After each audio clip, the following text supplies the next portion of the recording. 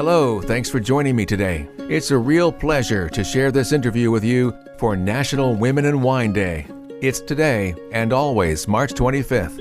I think with this casual interview, you will have the feeling that you're sitting at the table with us. So pull up a chair as we head to the town of Sonoma. I wanted to have my own vineyard and saw that as my retirement plan. And then, as always, life has a slightly different version in mind for you. And it became a project that is very rewarding and I'm very passionate about. She's Moller Racke of Blue Farm Wines. We're sitting in the farm's former pump house, which is now the tasting space. Anne has had a respectable career, having worked with the venerable Andrei Chelistchev, known as the Dean of American Winemakers. She's also partnered with talented sculpture artists from across the globe as the founder of Donum Estate. Don't be fooled by her captivating soft voice. She is quite dynamic. You'll get that sense by listening to her story as a German immigrant who's created an enviable life here in California. Anne's daughter Hannah also joined us. She'll be sitting across the table from you. Before I continue, let me thank my local sponsor, Sonoma Clean Power. For those of you in the area, learn how your actions can make a greater impact with clean, renewable energy at poweringeverydaymoments.org. That's poweringeverydaymoments.org. And now here's my interview with Anne. It's good to see you again, Anne. Same here, Jeff. Nice to see you. We spoke in 2015 when you were at Donum Estate, and today we'll be covering your other property, Blue Farm.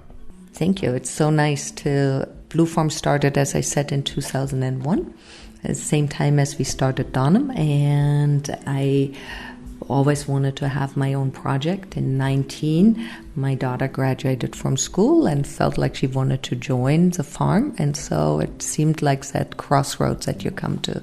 And I love what I was able to do at Donum, from buying vineyards, planting more vineyards, building a winery, installing an amazing sculpture park.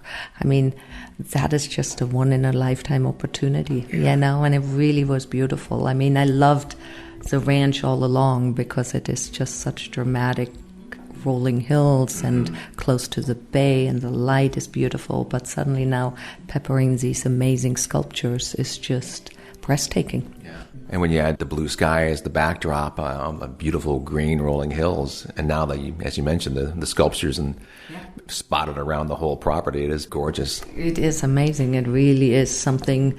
We have been to Storm King to look at sculpture parks, but you normally don't have a sculpture park where you enjoy the wines that are grown right there, So I think it is really fantastic. And you put the vineyards in the backdrop too. That's another beautiful thing. I mean, I never get enough of vineyards. They're just so pretty to me. To me too. I love the architecture of vineyards, and especially with the rolling hills, it really expresses that even more. There's so much texture, and I think it's beautiful. And it's beautiful all season long because when they turn color. And I like them when they have just lost all the leaves and you see them kind of wild and unruly, and then after pruning you gave them a haircut and they look all nice and neat for the season, and then you see the first buds pushing and the promise of the new vintage. It's all beautiful. You make it sound poetic, and it is.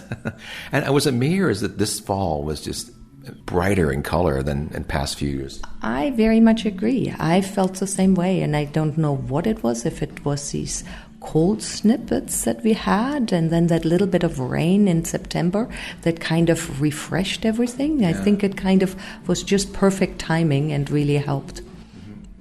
You also spent time at Buena Vista, and chatting before we got recording here, I didn't realize the Buena Vista experience kind of rolled into your time at Donum. Yes, it did. And so Buena Vista, I came back in 81. Now I'm aging myself. But in 81... Well, you were 12 then, right? There you go.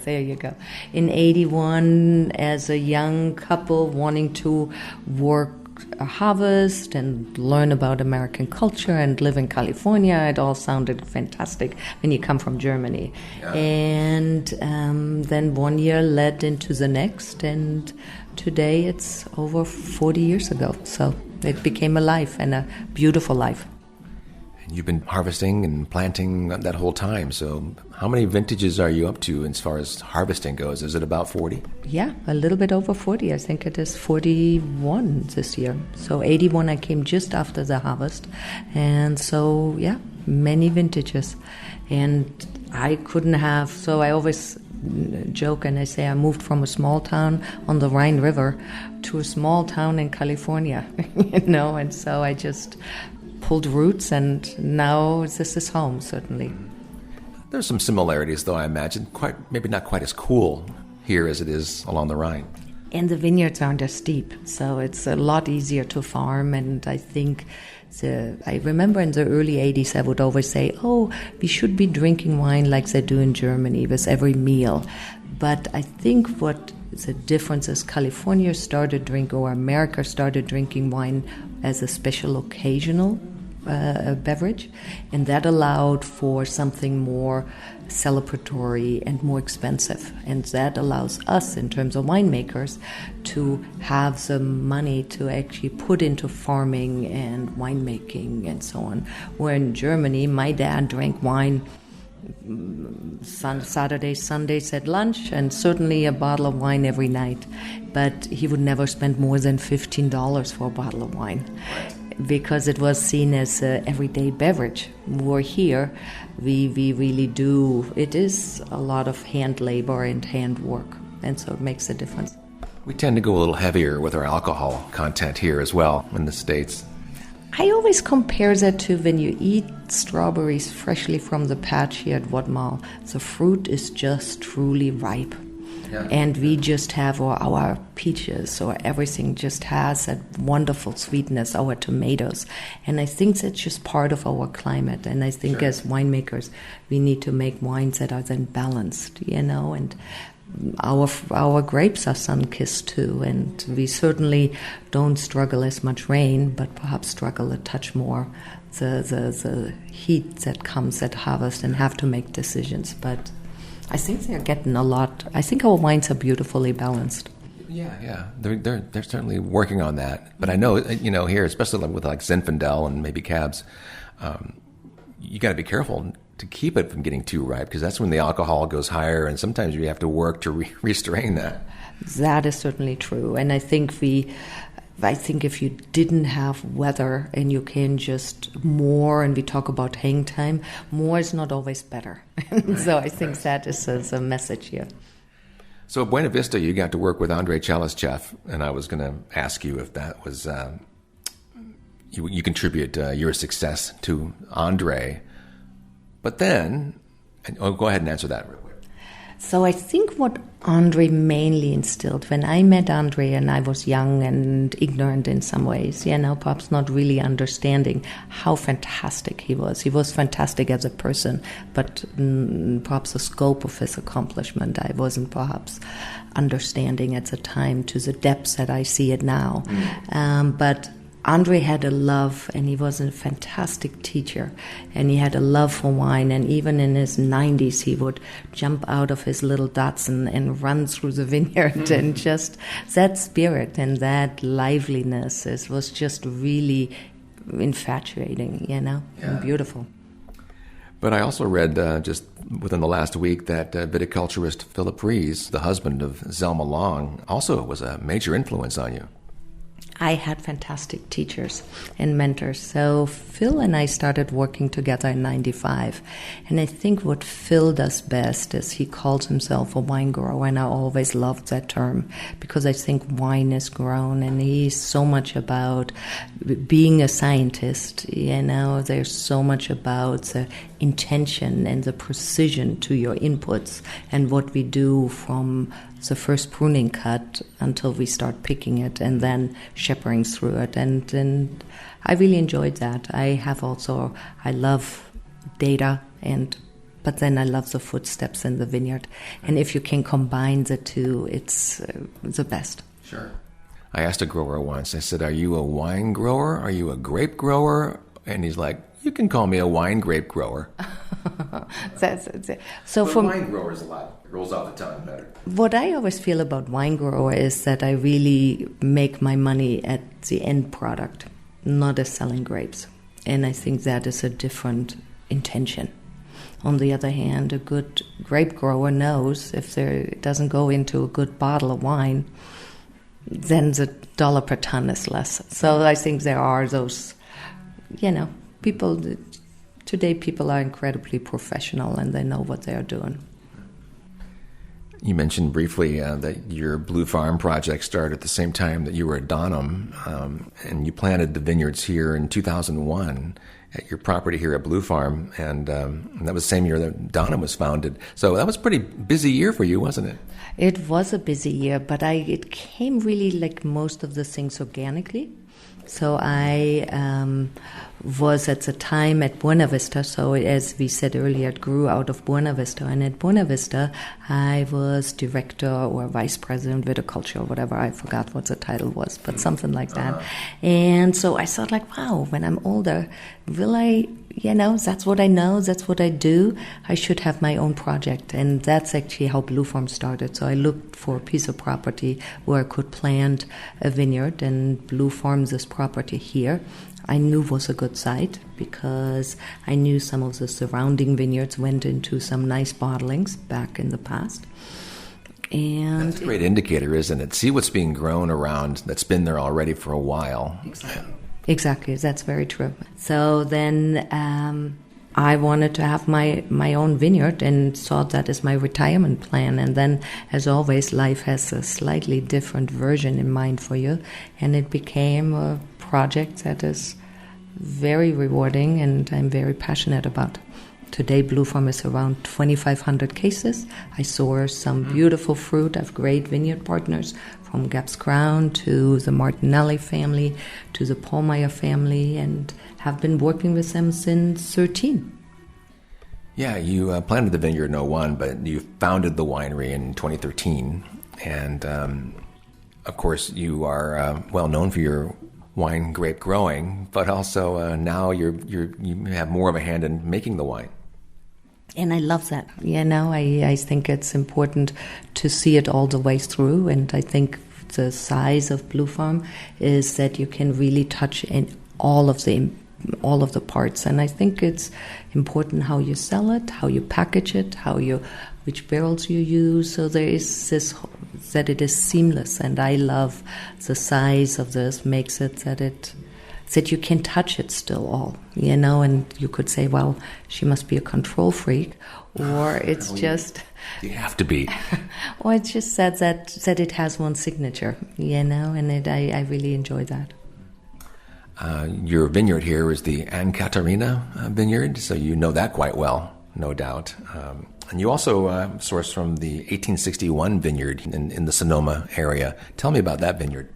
Well, that is a fun vineyard. It's up on, actually, Moon Mountain would be the AVA or Sonoma Valley, and it is very close to Ansel. It's up of Norbaum. It is southern facing, so it gets the influence from the bay, but it's close to 1,000 feet elevation, and so it's very different. So a friend of mine wanted me to plant a vineyard for him, and it's a very rocky site. It comes in always first. It has this kind of minerality to it that is unique, but it's a beautiful. I planted Pommard, and I think that was the right selection, and because Pommard has more of a juiciness, so you don't get, it's not tannin on tannins, it's not one of the more tannic Pinot selections. And then on a really rocky side, it anyway has fantastic structure. It's a beautiful wine. And here at Anne Caterina, you used the Dijon clones 115 and 667. So it's not surprising to me that you kind of focus on French Burgundian style of wines, judging by the clones you're using. Actually, Blue Farm, I have also some Swan and some Calera and a little bit of Chardonnay, Old Wente, and I had actually planted the Donum selection, which was something that I worked with in that I got from Roederer, which always makes the West Slope at Donum, and I call it farmhouse here at Blue Farm. And so I think with Pinot, my idea was to make one wine and have the different clones be like the different colors. And I started out with 4 different clones, 667, 777. They are kind of the structure and the base of the wine. Swan, kind of the textural component, and 115 was supposed to be the perfume and the lightheartedness of the wine. And again, as nature has it, it teaches you something different. The blend certainly still exists, and then we have started to play with some of the other selections that have become my favorites. Yeah, that's kind of how I viewed it. You're using these clones now as a blending factor, like you would with different varieties in like a Bordeaux blend. You have the different varieties, but you're using that with the clones. I think that is, and some people make all single clones, which I do too. Mm-hmm. Like, for example, my riverbed is all Calera, and so it's only one selection, the same as my farmhouse, being all that Donum selection.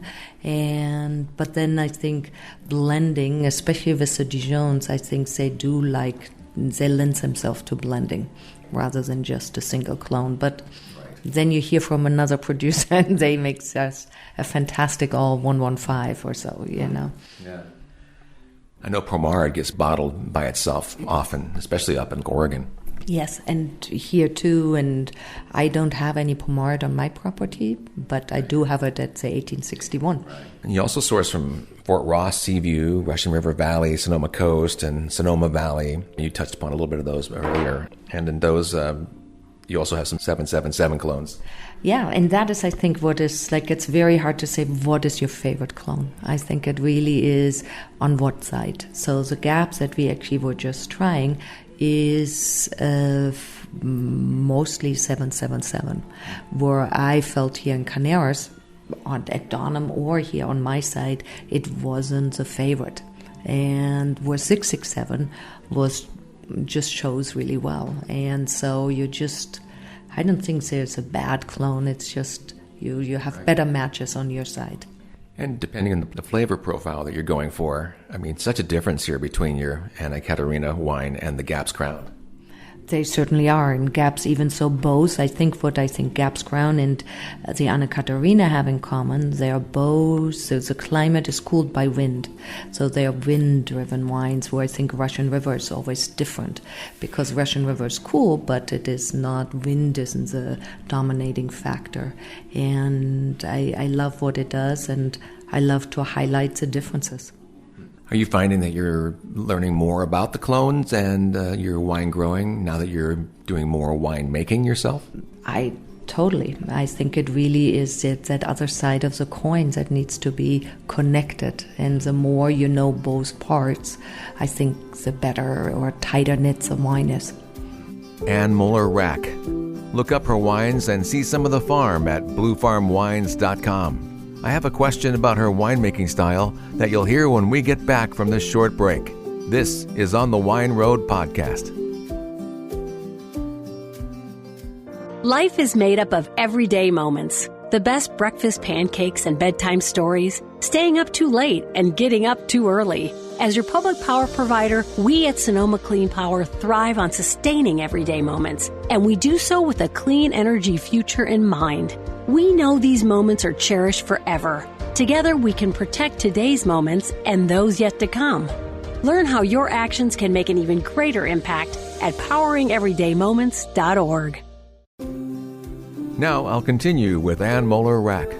And I read that the common thread in Blue Farm Wines is rigorous farming and caregiving. I asked if she could describe that process for us. So on one, it's all hand done. It's small, and I think it is like we normally touch a vine 8 to 9 times, and it's all just adjusting.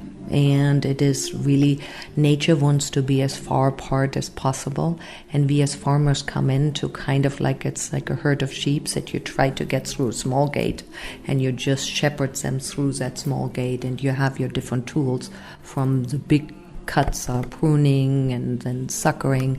But then it's all that fine-tuning, the shoot positioning and leafing and green dropping or taking off the wings, depending on what is necessary for the vintage due to weather that we had to get that through that gate of harvest where it is.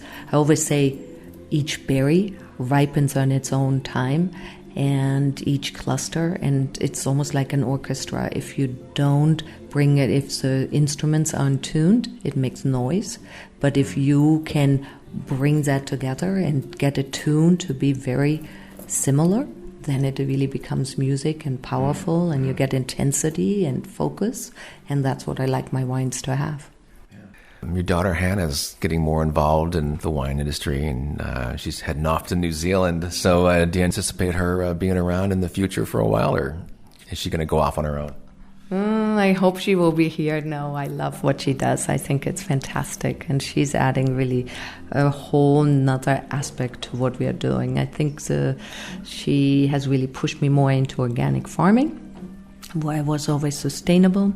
And she really brought, it has been fun looking through her lens at the wine industry or the industry in general. And I really appreciate the input. So I hope she will come back. But she needs to find her own journey, you know. Yeah. Don't want to make it, she doesn't need to. Mine was my journey, and I had a good one. And I think that's what brought her into wine, because she saw that. And hopefully that's what will keep her engaged. As long as you're not a control freak. Is she a control freak, Hannah? She has her opinions, and I have mine, and we come together. Yeah. Good. If you have a little bit of time, why don't you touch upon the different wines that you're making right now? So, as I said, we make 2,500 cases, and we divide it into almost 10 different wines. I have 2 Chardonnays, I make a Rosé, we make a Pet Nat, and then we have, I think, 7 different Pinot Noirs. And with the new one coming on board, which is actually from the Nat'l vineyard, where I get my Chardonnay from, we are getting now Pinot Noir. So I was able to choose the clones, and so the first bottling is actually an all Calera Russian River, which I'm very excited about. So that is the newest bottling, and I love actually working. I work with fantastic growers. They really know what they do, and going to the vineyards, it's just almost like you have a reference point, and it really makes it very enjoyable. And having expanded the program has been really fun. Yeah, the Martinellis, they've had a lot of experience in wine growing. Oh, they certainly do. They certainly do. I always text George and say, well, looks great, you know. But it is so I don't go to the vineyard so much to see if the work is done. Same as actually with Rob Harris at Gaps or Todd up at Wayfarer. It is more that you see how do they stack in comparison to my vineyard here, and being part of that journey of the vintage of that vineyard, of that block. Or my rose in this case. It's not my vineyard, but my rose. And you couldn't resist the Pet Nat, huh? That new style that people are bottling nowadays. Well, that was actually one of Hannah's. That's not surprising. And it's quite beautiful. So we've made 3 already. The first one was a Pinot Gris. The second was a Pet Nat Pinot Noir. And now we have an Albarino, which is really fun too. Where did you get those grapes? I got them from Eric Bradley. It's a Two Creeks vineyard, right? Yeah. And so beautiful vineyard, it's right by Kenwood. Beautiful property, wide spacing. Sometimes it's fun when you walk to an older planting of vineyards where there are like 12-foot rows and you feel like the vines can breathe, you know, and everything. So I really love that. It's just a special sight. Right. Well, it was so wonderful to be able to hook up with you again. Gosh, 7 years later, and I would say that you haven't changed a bit. Although now you have a little more winemaking experience. That is a nice compliment. Thank you. And it still is fresh for me. Every year is another, you know, and it's really fun. And as I said, even if you've done it for 40 years, you've only done it 40 times. So that is really not that often. And so you need to still continue to hone and learn more. Maybe we should hook up every like 5 or 10 years and see how it's going, because I know you're going to go till you're like 80 probably. Well, if I'm as lucky as Andrei Chalichev, but I don't even know that I want to go there. Perhaps let's do 5, otherwise it goes. 10 is a long time. No matter how long she continues winemaking and wine growing at Blue Farm, I'm sure she will experience great success. She certainly knows how to set herself up. And my wishes go out to Hannah for a successful career. She certainly had a good mentor. Again, visit Anne's website at bluefarmwines.com. On one page, you'll see a photo looking into the redesigned pump house where we sat for the interview. You can enjoy her wines there too. It sure is a pleasure to sit down and talk with Anne. Thank you for listening. Today's episode was written, recorded, and produced by me. Please subscribe to On the Wine Road podcast so each episode will automatically appear on your favorite platform. And I appreciate a positive review if that's an option. Find images, wine news, trivia, and more interviews at onthewineroad.us. I'm on Facebook as On the Wine Road and Instagram as JD Wine Road. I'll talk to you again soon as I share more from my travels on the Wine Road.